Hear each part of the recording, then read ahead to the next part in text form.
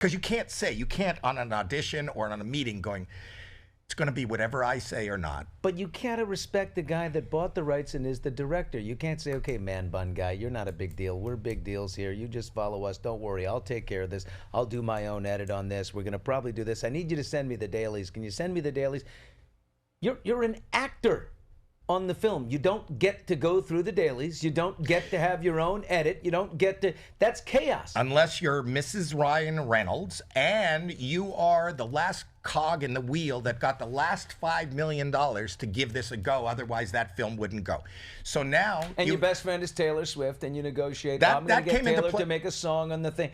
She leveraged all, listen. She leveraged, which some people may say is a really smart business move, right? Oh, right? Sure, except for now you're not friends with Taylor Swift anymore.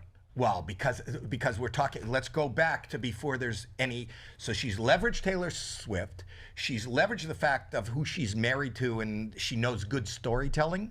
You know, I think that Ryan Reynolds is a really good storyteller. She looks at this, did you see the movie? Yes. Okay, so that's a pivotal scene in the on the rooftop when they meet. You know, no spoilers to anybody that's watching, but that's a pivotal scene. She decides that she's got some ideas. And she says to her husband at home, I got some ideas. He goes, honey, just write down what your ideas and give it to him. She wrote down her ideas before, the night before they're going to tape. Like, during the writer's strike, Ryan Reynolds wrote the scene. You're saying that, but she says she did. But I don't disagree with you. But she is selling the fact that she wrote the script, that she wrote it, okay? Or she had an idea. She later admitted it was him. Not totally. Yes. Yeah, she did. Every word? She did. Yeah, she did. Every word? She said that was Ryan saying, my husband did it. Oh my God, it's so. In an interview. In an interview. Not in the text messages. Yeah. She was saying it was hers. Yeah. Okay, so she sends him these 4 or 5 pages the night before. You have a 4 or 5 page. You got to know in the movie business, 4 or 5 pages is a whole, if not more than one whole day's work. That's like 20 different setups. There's 200 people.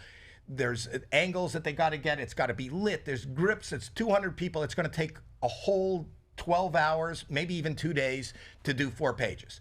She sends it to him 12 hours before they are going to shoot this.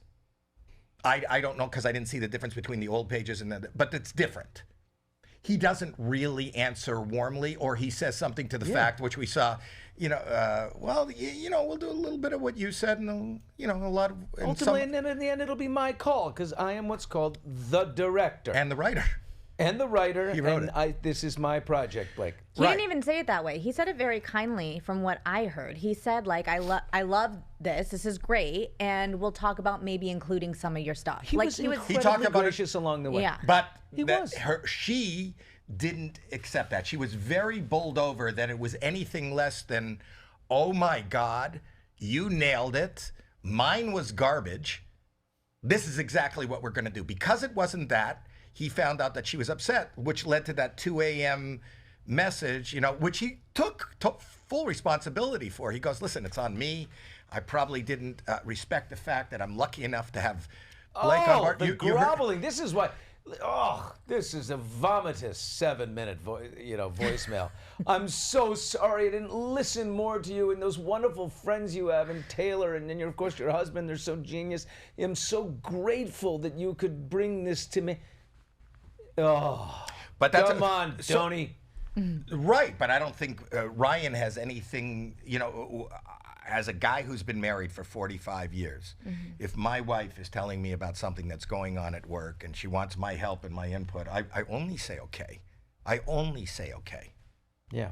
So my voicemail would be a lot shorter. My voicemail would have been a lot shorter. We said, hey, listen, Blake.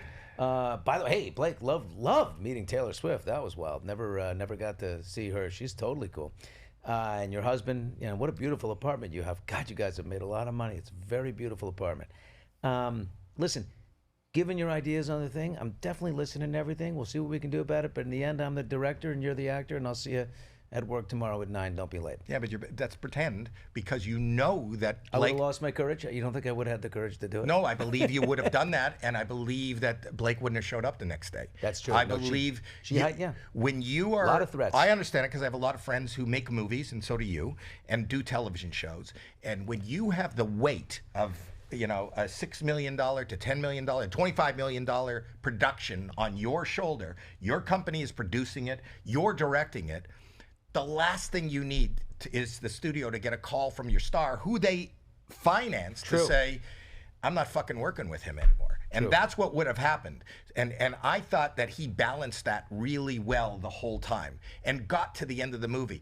And I gave up his credit too, everything. His credit and his picture. She said, remove a film by Justin Baldoni. Get rid of a film by. He's not on the poster. I collaborated too. That shouldn't be in there. He took his drawers down on, not literally, in every possible way to accommodate her.